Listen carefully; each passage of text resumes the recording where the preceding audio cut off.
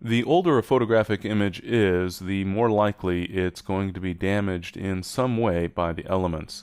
In this particular example, this image was taken from a print. The original negative had been lost, and that print had been displayed in a photo album that was a little bit damaging to the photo. More than likely, the adhesive was a little bit acidic, but whatever the cause, there was a significant color shift in the photo.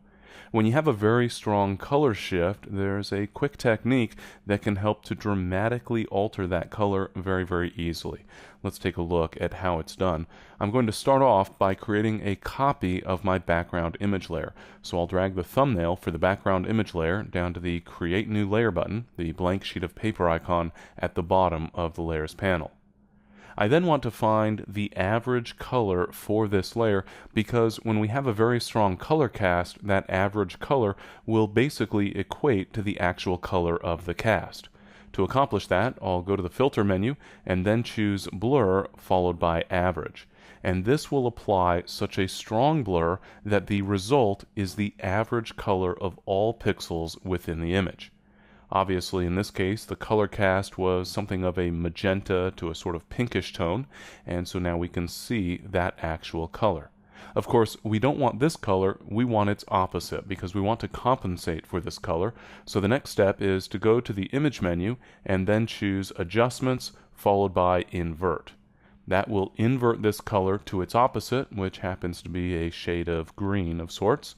And now I want to apply this color, the opposite of the color cast, as a color shift in the underlying image.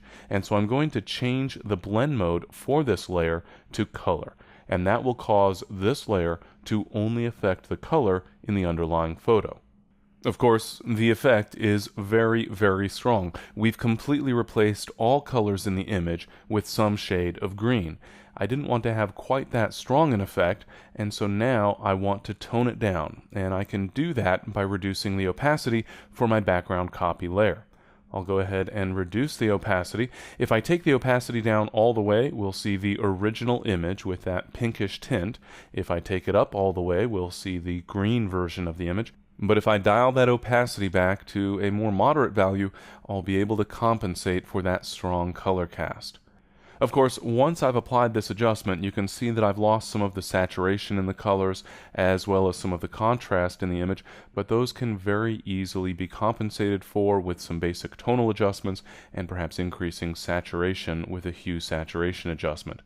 But by using the average blur filter on a copy of our background image layer and then using the color blend mode and reducing the opacity for the layer, we're able to compensate for a very strong color cast very, very easily.